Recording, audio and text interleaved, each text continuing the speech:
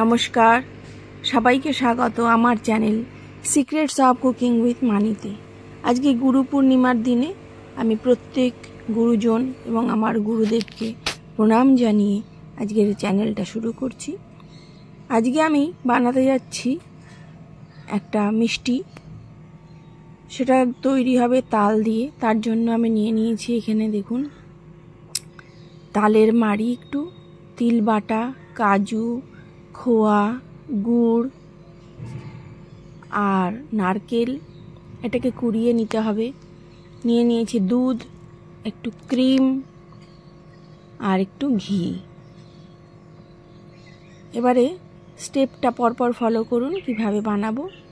প্রথমে এই যে তালটাকে মাড়ি যে বানিয়ে নিয়েছি, সেই তালের মাড়িটা নিয়ে নিতে হবে।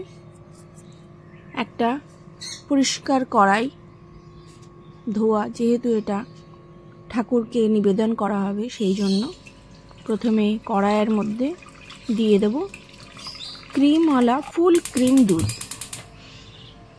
এখানে টোন্ড মিল্ক ইউজ করলে পরে টেস্টটা ভালো হবে না। তারপরে আমি দুধটা ওদিকে জাল হচ্ছে, এদিকে আমি কাজুটা গুঁড়িয়ে নেব।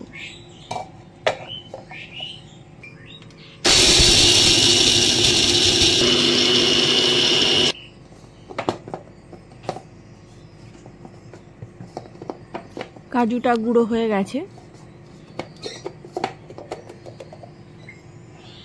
অল্পই কাজু নিয়েছি। কাজুটা দুধের মধ্যে দিলে পরে বেশ ঘন হয়ে যায় এবং স্বাদটাও বেড়ে যায় তার সঙ্গে। এবারে এখানে আমার নেওয়া আছে কিছুটা তিল, সাদা তিল আছে, সেই সাদা তিল নিয়ে নিয়েছি। এবার এর মধ্যে দিয়ে দেবো হচ্ছে ক্রিম। এটা আমার ঘরে বানানো ক্রিম। দুধের যে সর আছে, দেখবেন দুধটাকে ফুটিয়ে ফ্রিজে রেখে দিলে পরে ঘন মোটা সর জমে যায়। সেই সরটাকে উঠিয়ে আপনারা ফ্রিজে জমাতে পারেন, দিন 7 জন্য ভালো থাকবে।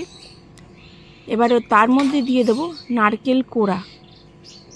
নারকেলটাকে কুড়িয়ে নিয়েছিলাম, সেখান থেকে 2 চামচ নারকেল কোড়া দিয়ে দিচ্ছি।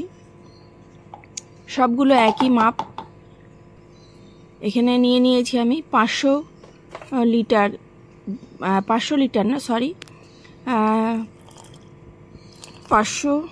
মিলিলিটার দুধ। এবং এখানে প্রত্যেকটা জিনিসই ইনগ্রিডিয়েন্ট, যেমন খোয়া, কাজু, সব কিছুই মোটামুটি 50 গ্রাম করে আমি দিয়ে দিয়েছি। মাপটা ঠিক হলে পরে স্বাদটা ঠিক হয়। কাজুও 50 গ্রাম, খোয়া 50 গ্রাম। খোয়াটাকে আমি এখানে গ্রেট করে নিচ্ছি, তাহলে এটা দুধের সঙ্গে সুন্দরভাবে মিশে যাবে যখন ফুটন্ত দুধের মধ্যে এটা দেওয়া হবে। এবার দুধটা দেখুন ফুটে কমে গেছে। তারপরে আমি দিয়ে দিলাম খোয়াটাকে গ্রেট করে দিলাম। এবারে এটা ভালো করে যখন মিশে যাবে ফুটে, তারপরে আমি আস্তে আস্তে বাকি ইনগ্রিডিয়েন্টসগুলো দেব। এটা সবসময় লো ফ্লেমেই করবেন, তা না হলে পুড়ে যেতে পারে। আর যেই পাত্রটা নেবেন সেই পাত্রটা একটু যেন মোটা হয়, তাহলে পোড়ার ভয় থাকে না। আর দুধ একটুখানি পুড়ে গেলেই সেই গন্ধটাকে কিন্তু কোনোভাবেই ম্যানেজ করা যায় না। এখানে আমি নিয়ে নিলাম 2 বড় চামচের 2 টেবিল স্পুনের মতো গুড়। এখানে আমি আখের গুড় নিয়েছি। আখের গুড় দিয়ে এটা তৈরি করা হয়। এবারে গুড়টাকে ভালো করে দুধের মধ্যে মিশিয়ে দেব। যখন গুড় কিনবেন তখন যেন দেখবেন ভালো গুড় হয়। গুড় যদি ভালো না হয় তাহলে দুধটা ছানা কেটে যেতে পারে। এখানে দেখুন গুড়টা খুব ভালোভাবে দুধের সঙ্গে মিশে গেছে। এবারে আমি কাজু বাটা, তিল বাটা, নারকেল বাটা ও ক্রিম দিয়ে যেটা আমি পেস্ট বানিয়ে রেখেছি, সেই পেস্টটা আমি এই দুধের মধ্যে মিশিয়ে দেব। ভালো করে এটা গরম একদম লো ফ্লেমে এটাকে নাড়তে থাকবো। নাড়তে নাড়তে এটা ভালোভাবে ঘন হয়ে যাবে এবং ঘন হতে হতে দেখবেন একদম যেমন খোয়া আপনারা কালাকাঁদ যেমন কেনেন ঠিক সেই রকম কালাকাঁদ টাইপের হয়ে যাবে। এবারে এর মধ্যে আমি দিয়ে দেব যে তালটা আমি শুকিয়ে নিয়েছিলাম, সেই তালের যে মাড়ি, যেটা কাইটাকে আমি ভালো করে গরম করে, এটা আমার আগের চ্যানেলে দেওয়া আছে কিভাবে বানিয়েছি, সেটা আপনারা অবশ্যই ফলো করে নেবেন। আগের চ্যানেল না, সরি, আগের একটা ব্লগ বানিয়েছিলাম তালের মাড়ি কী করে বানানো হয়, সেটা আপনারা ফলো করে নেবেন। দেখবেন খুব ভালোভাবে আপনারা এটা বানিয়ে নিতে পারবেন। তাল বানাতে গেলে অনেকের অনেক রকম কনফিউজ হয়, কিভাবে বানাবো, কি করব না করব বুঝতে পারে না, কিন্তু অতটাও কঠিন না। একটু টাইম লাগে, একটু সময় লাগে, ধৈর্য লাগে, তাহলে এটা খুব ভালোভাবে বানানো যায়। এবারে দেখুন তালের যে মাড়িটা আছে বা কাইটা আছে, সেটা আমি যখন দুধের মধ্যে দিয়ে ভালো করে মেশাচ্ছি, এটা যেহেতু ভালো আছে সেই জন্য এখানে দুধটা একটুও ফাটবে না বা কাটবে না।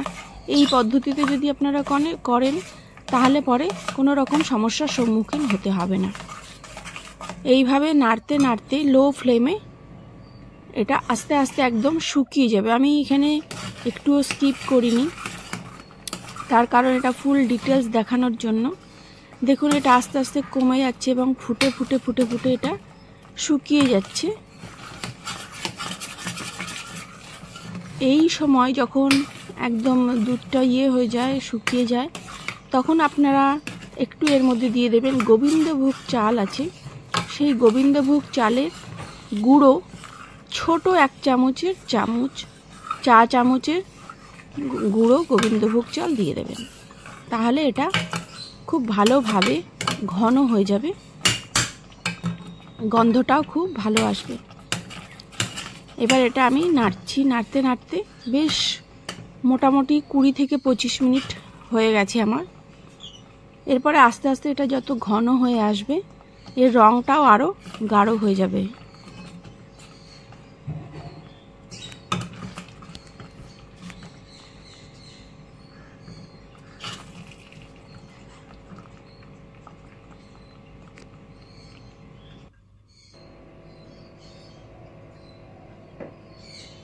এবার যখন এই স্টেজে চলে আসবে, এতটা ঘন স্টেজে, তখন আপনারা এর মধ্যে দিয়ে দেবেন 1 ছোট চামচের দেশি ঘি, গাওয়া ঘি। ঘিটা আস্তে আস্তে মেল্ট হচ্ছে। আমি এটা দর্শকদের দেখানোর জন্য পুরো ভিডিওটা একটু লম্বা করেছি, আপনারা চাইলে এই জায়গাগুলো স্কিপ করে নিতে পারেন।